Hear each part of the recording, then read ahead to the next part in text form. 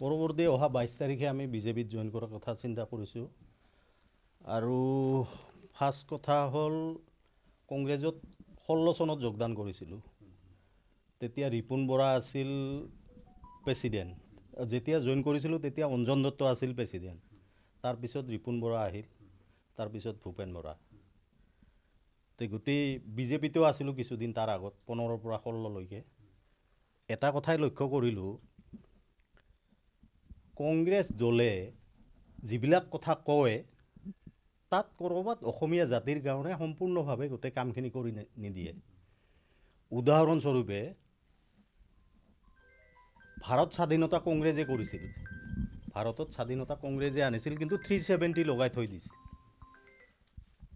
আৰু অসম চুক্তি কৰিছিল, তাৰ লগত কিন্তু IMDT আনি দিছিল। যিবিলাক মানুহক সৰু সৰু গৰীব মানুহক যিবিলাক সহায় কৰি আছে, কংগ্ৰেছৰ দিনতো কৰিছিল, কিন্তু সেইবিলাক দেখা গৈছিল যে ইনডাইৰেক্টলি গোটেই বেলেগে পায়, গৰীবে সেই বস্তুখিনি নাপায়। এতিয়া বিজেপিৰ দিনত ডাইৰেক্টলি পায়।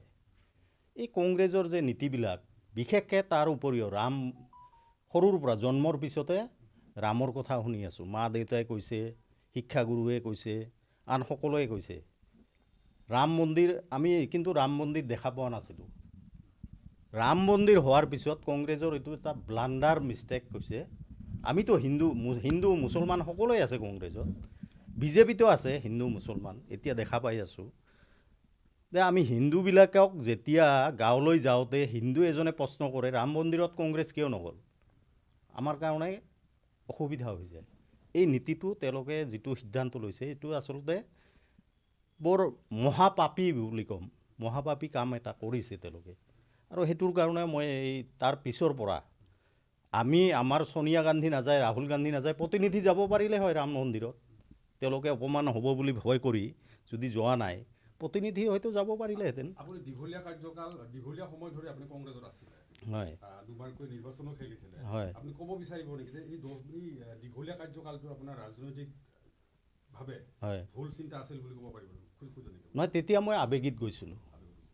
মোৰ ৰাজনৈতিক প্ৰথম যাত্ৰা আছিল বিজেপিতে মই প্ৰথম সোমাইছিলোঁ। আজি বিজেপি তেতিয়া এই আৱেগিক কমিটমেণ্ট এটা দিছিলে, কমিটমেণ্ট ৰখা নাই।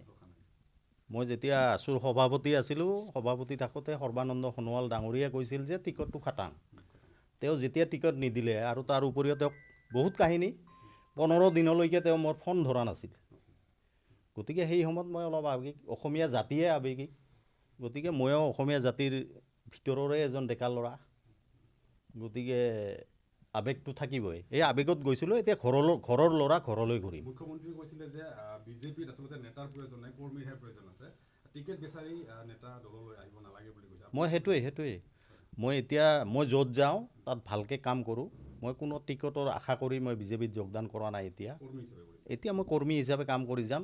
বিজেপি দলে যি দায়িত্ব দিয়ে সেই দায়িত্বই আমি পালন কৰিম। আৰু ইয়াত আমাৰ কংগ্ৰেছৰ প্ৰায় এতিয়াতো 700-800জন মানে পদত্যাগ কৰিছে। আমি অতি কম দিনৰ ভিতৰতে, মানে নিৰ্বাচনৰ আগে আগে MP কমেও 15,000 মানুহে পদত্যাগ কৰিব বঙাইগাঁৱত। শূন্যটো কোনোৱে কৰিব নোৱাৰে, কিন্তু 15,000 মানে কংগ্ৰেছ সদস্যই বিজেপিত যোগদান কৰিব 22 তাৰিখে। 22 তাৰিখ নহয়, 22 তাৰিখেতো কিছুই কৰিব। পৰৱৰ্তী দিনত বঙাইগাঁৱত হ'ব এখন মিটিং নিৰ্বাচনৰ আগে আগে, আৰু সেই নিৰ্বাচনত এইখিনিয়ে পদত্যাগ কৰিব। আৰু আমাৰ ইয়াত বিশেষকৈ এতিয়া জিলা লেভেলৰ পদত্যাগ কৰিছে, ব্লক লেভেলৰ পদত্যাগ কৰিছে, আৰু মণ্ডলবিলাকো পদত্যাগ কৰিছে। যুৱ কংগ্ৰেছৰ পৰা কৰিছে, মহিলা কংগ্ৰেছৰ পৰা কৰিছে। মহিলা কংগ্ৰেছৰ ব্লক প্ৰেছিডেণ্ট তেওঁ কৰিছে, জিলা উপসভাপতিয়ে কৰিছে, জেনেৰেল ছেক্ৰেটাৰী কৰিছে, পপৰা গাঁও, তাৰপিছত যুৱ কংগ্ৰেছ বঙাইগাঁও LACৰ ফালৰ পৰা কৰিছে, বঙাইগাঁও DCCৰ GSে কৰিছে। এনেকৈ বহুত ইয়াত আমাৰ এই গোটেইখিনি ইয়াত আছে, তেওঁলোকে ৰিজাইন দিছে। হয়।